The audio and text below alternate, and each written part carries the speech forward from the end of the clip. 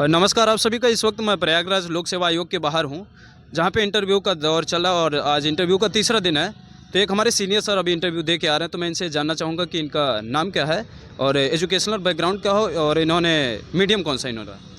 मेरा नाम आशीष कुमार सेठ है और मैंने बीकॉम ऑनर्स किया है दिल्ली यूनिवर्सिटी से और मेरा इंग्लिश मीडियम है। सर सबसे पहला प्रश्न आपसे ये उठ रहा है कि जो नॉर्मली बच्चे बीए करते हैं उनके लिए सीसेट में बहुत ज़्यादा प्रॉब्लम आ रही है कि हम सीसेट नहीं क्वालिफाई कर पाएंगे तो फिर हम मेंस नहीं लिख सकते। तो आप सीसेट के लिए क्या बताना चाहेंगे? जी, अगर यूपी पीसीएस क्लिक कर रहे हैं तो आपको सी सैट में अगर दिक्कत आ रही है तो जो हिंदी पोर्शन है ना उसे स्ट्रॉन्ग करिए आप। मेरी भी सी सैट में मैथ्स वीक थी तो मैंने हिंदी पोर्शन स्ट्रॉन्ग किया। इंग्लिश के लिए जो भी ग्रामर आप पढ़ सकते हैं वो पढ़िए। कोचिंग के टेस्ट सीरीज़ लगाइए। ये सी सैट में आपको बस सबसे बेस्ट तरीका अपनी कमियाँ जानने का टेस्ट सीरीज़ जितनी लगा सकते हो उतनी लगाइए। 10 15 20 इस साल की लगाइए, पिछले साल की लगाइए, आपको इम्प्रूवमेंट दिखेगा, कोई दिक्कत नहीं होगी उसमें।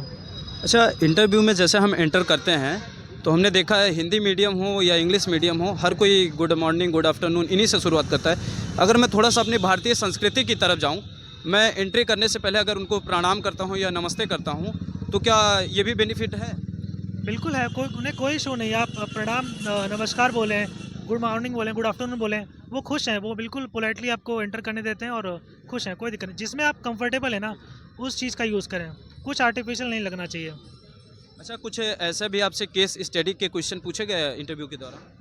एक्चुअली मेरा कॉमर्स बैकग्राउंड है तो उन्होंने पूरा जो क्वेश्चन रोटेट किए सारे वो कॉमर्स पे ही रोटेट किए कि इनकम टैक्स के बारे में पूछा, जीएसटी के बारे में पूछा कि एजुकेशन में क्या लगना चाहिए जीएसटी, और हर इंसान अलग अलग देता है तो वो इनकम टैक्स पे दे रहा है, जीएसटी दे रहा है, आपको सही लगता है कि ज़्यादा हर चीज़ में ज़्यादा पे कर रहा है वो।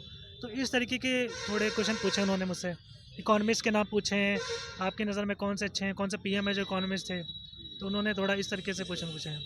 अच्छा, जैसे ऑप्शनल पेपर हट चुका है और यूपी स्पेशल जुड़ चुका है, तो उसकी तैयारी आपने कैसे की है?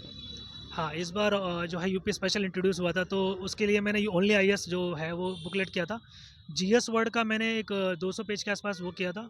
फिर टेस्ट सीरीज़ मैंने जितनी भी मुझे दिखी मार्केट में तो मैं घर पे प्रैक्टिस करता डेली। मेक आईएएस हो, ध्येय हो दृष्टि हो, मैं कोचिंग का नाम एक्चुअली ले रहा हूँ क्योंकि मैंने वहाँ से पीए किया है। तो ध्येय पे मैंने प्रॉपर जॉइन किया था, मेक आईएएस से मैंने यूपी स्पेशल की जॉइन की थी, तो वो वहाँ से 1-2 क्वेश्चन मेरे फँस भी गए थे।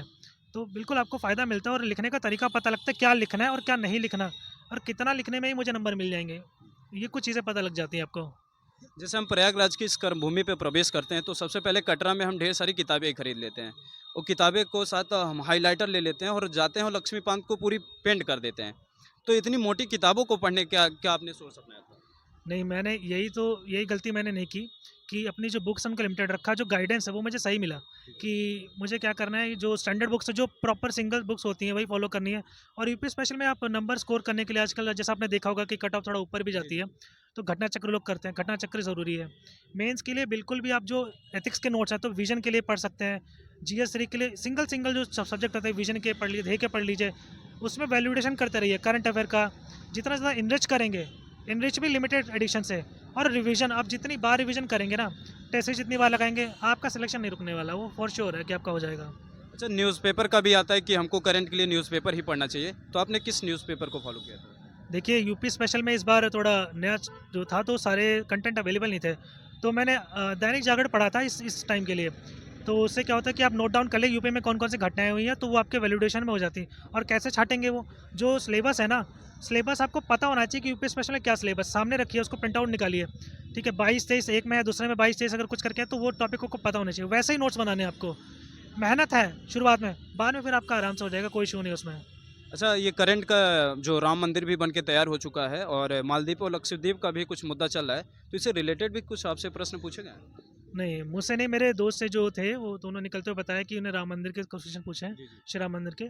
मालदीव का मुद्दा पूछा है तो उनसे आईआर इंटरनेशनल रिलेशन के सवाल पूछे, लेकिन मेरा कॉमर्स बैकग्राउंड था तो उन्होंने मेरे से कॉमर्स रोटेट करके क्वेश्चन पूछे वहाँ पर। एक बार हमको मेंस बुक लिस्ट आप जो है स्टैंडर्ड जो बुक्स हैं कि किस सब्जेक्ट के लिए कौन सी किताबें पढ़नी चाहिए, एक बार आप वो बता दीजिए। ठीक है, जीएस 1 में मैंने कल्चर के लिए जो नितिन संघानिया वहाँ से नोट्स बनाए थे, और सोसाइटी के लिए जो विज़न है वो मैंने वो फॉलो किया था।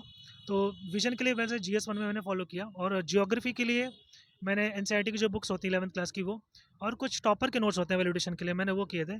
साथ ही साथ कोचिंग के मैंने वैलिडेशन वहाँ पे किया। जीएस 2 में जो लक्ष्मीकांत होती है वो तो सेम होती है, उसमें वैलिडेशन आप कर सकते हैं, और जो कोचिंग का जो करंट अफेयर मटेरियल होता है उसमें एडिशन कर सकते हैं, ताकि आपको बेस्ट एग्जांपल देने में मदद मिले। एग्जांपल जितना अच्छा होगा नंबर भी उतने अच्छे मिलेंगे आपको।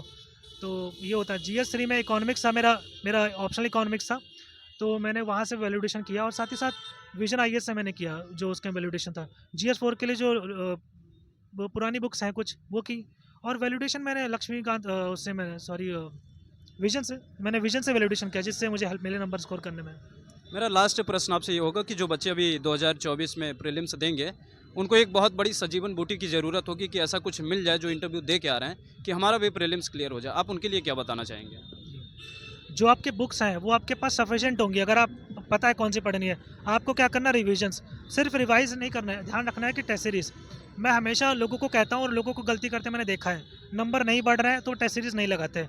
टेस्ट सीरीज़ ही मंत्र है। अगर आपका सब कुछ तैयार है और सिलेक्शन नहीं हो रहा, टेस्ट सीरीज़ लगाइए, आपको पता लग जाएगा कहाँ हिट करना है। और प्लस क्या करना है कि जो PYQ होते हैं ना, प्रीवियस ईयर क्वेश्चंस 2022, 21 और 23 के आपको देखने हैं कि कैसा पेपर आया है, वो वही ट्रेंड आपको पकड़ना है। आपके आराम से नंबर बूस्ट हो जाएंगे और आपका जो कट ऑफ है उससे ऊपर ही रहेगा। तो आप देख सकते हैं कि ये सर हमारे इंटरव्यू दे के बाहर आ चुके हैं। हम इनसे जो है पूरी रणनीति जान लिए हैं।